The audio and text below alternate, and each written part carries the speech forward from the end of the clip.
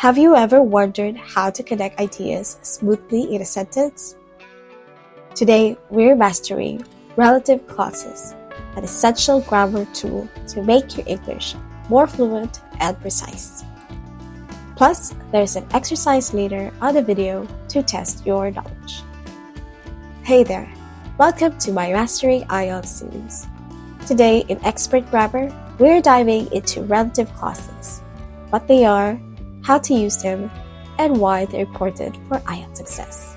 So stick around and let's level up your grammar skills together. Let's get started. On today's video, we'll talk about the use of relative clauses, relative pronouns, and practice exercise to test your skills. What are relative clauses? A relative clause is just a fancy way of saying extra information about a noun or pronoun without starting a new sentence. For example, happiness is an emotion which makes us feel good. Which makes us feel good is a relative clause that tells us more information about the emotion happiness. This is much better than saying happiness is an emotion. It makes us feel good. See how we connected two sentences into one? That's the magic of relative clauses. Incidentally, this will also help you in your speaking as well as writing skills in IELTS and gives you a better band score in the end. Now, how do we structure these sentences? We use relative pronouns as the subject of a relative clause. A relative pronoun like who, which, or that helps us join these sentences. Instead of this sentence, a bucket list is a thing, it can motivate us to experience new things. We can use relative clause to make it into one sentence. In this case, we use which as the subject of the relative clause. A bucket list is something which can motivate us to experience new things. But remember, we do not use a subject pronoun after a subject relative pronoun. For example, a person who is stressed has high blood pressure. We no longer need to add an extra he or she with this sentence. We can also use a relative pronoun as the object of a relative clause.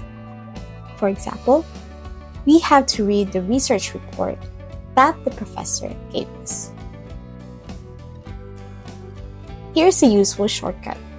If the relative pronoun is an object, we can omit it. For example, embarrassment is a feeling we don't want to experience.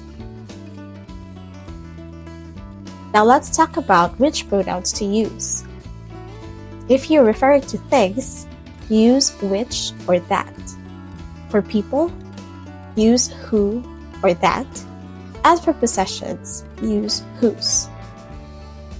Although the where and when are not relative pronouns, they can act in a similar way.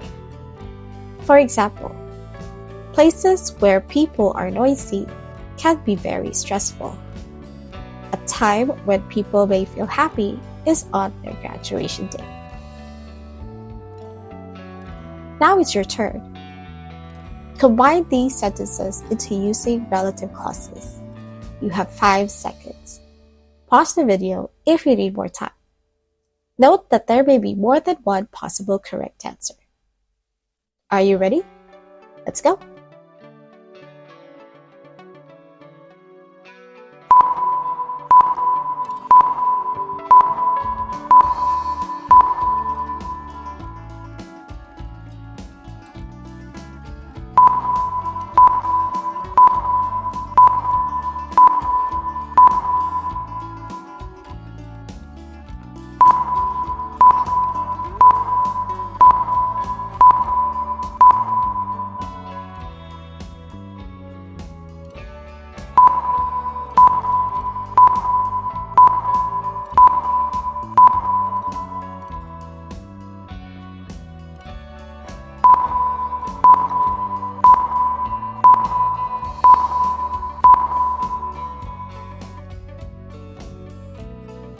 Now, check your answer with our answer keys.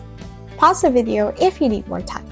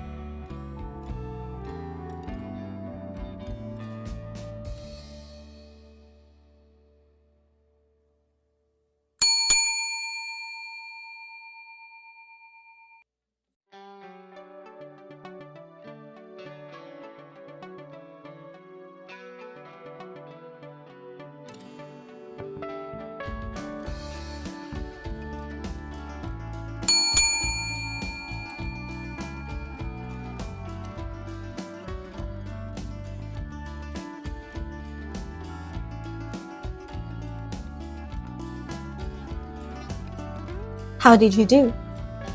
Did you get a perfect score? Awesome! If not to worry, just keep practicing. Next time, we'll explore parts of speech, a must-know topic for mastering English grammar. So make sure to subscribe and hit that bell icon to stay updated. If you like more videos like these, check out our Mastering IELTS playlist in the description below. See you in the next video. Bye!